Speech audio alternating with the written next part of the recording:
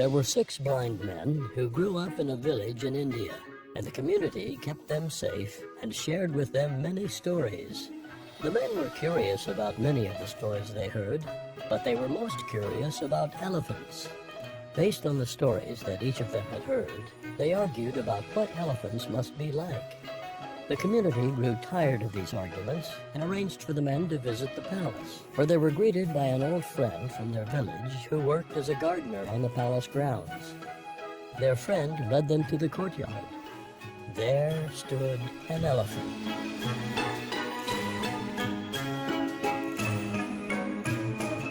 The blind men stepped forward to touch the creature that was the subject of so many arguments. The first blind man reached out and touched the side of the huge animal. "An elephant is smooth and solid like a wall," he declared. "It must be very powerful." The second blind man put his hand on the elephant's limber trunk. "An elephant is like a giant snake," he announced. The third blind man felt the elephant's pointed tusk. "I was right," he decided. "This creature is as sharp and deadly as a spear." The fourth blind man touched one of the elephant's 4 legs. "What we have here," he said, "is an extremely large cow." The fifth blind man felt the elephant's giant ear.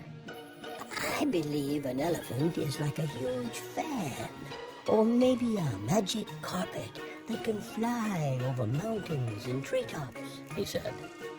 The sixth blind man gave a tug on the elephant's coarse tail. "Why, this is nothing more than a piece of old rope. Dangerous indeed," he scoffed. The gardener led his friends to the shade of a tree. "Sit here and rest for the long journey home," he said. "I will bring you some water to drink." While they waited, the 6 blind men talked about the elephant. "An elephant is like a wall," said the first blind man. "Surely we can finally agree on that." "A wall? An elephant is a giant snake," answered the second blind man. "It's a spear, I tell you," insisted the third blind man. "I'm certain it's a giant cow," said the fourth blind man. "Magic carpet, there's no doubt," said the fifth blind man. "Don't you see?" pleaded the sixth blind man. "Someone used a rope to trick us." Their argument continued, and their shouts grew louder and louder. "Wall! Snake! Spear! Cow! Carpet! Rope! Stop shouting!" called a very angry voice. It was the Rajah, awakened from his nap by the noisy argument. "How can each of you be so certain you are right?" asked the ruler. The 6 blind men considered the question, and then, knowing the Rajah to be a very wise man, they decided to say nothing at all. "The elephant is a very large animal," said the Rajah kindly. "Each man touched only one part. Perhaps if you put the parts together, you will see the truth. Now, let me finish my nap in peace." Different perspectives on community. Hello and welcome to today's video on different perspectives on community. In this video, we'll be exploring the various perspectives on what constitutes a community and why it is important to understand these different views. Just like the story of the elephant and the blind men, a community has different parts and is seen from different viewpoints. These varying viewpoints come as a result of the different perspectives of different academic disciplines and sectors. Knowing about different perspectives about communities is really important.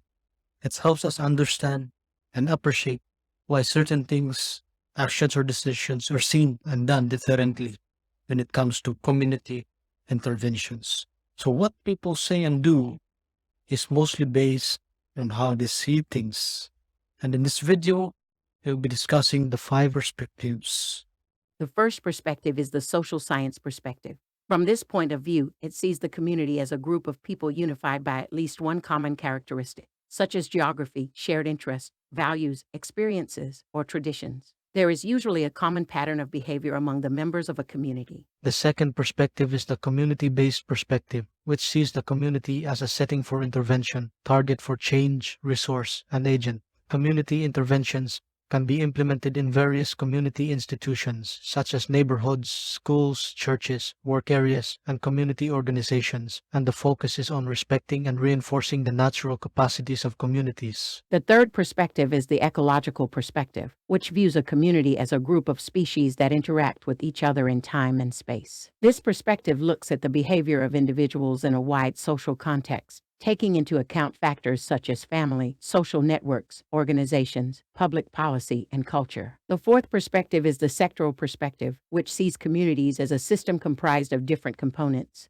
such as economic, political, and social. This perspective focuses on the interconnections between these components and how they contribute to the functioning of a community. Finally, the fifth perspective is the civil society perspective. The civil society is generally defined as a wide array of non-governmental organizations and volunteer groups that are fighting for solutions to social issues that continue to worsen the condition of the disadvantaged sectors of society, especially the poor. Given this perspective, the CS views the community as composed of people, structures, and systems endowed with resources, but is confronted with social issues as well. The CS likewise recognizes that those who are affected by social problems must organize and band together to pursue and advocate for social change. Hence, the goal is to mobilize the members of the community to participate in the community's advocacies.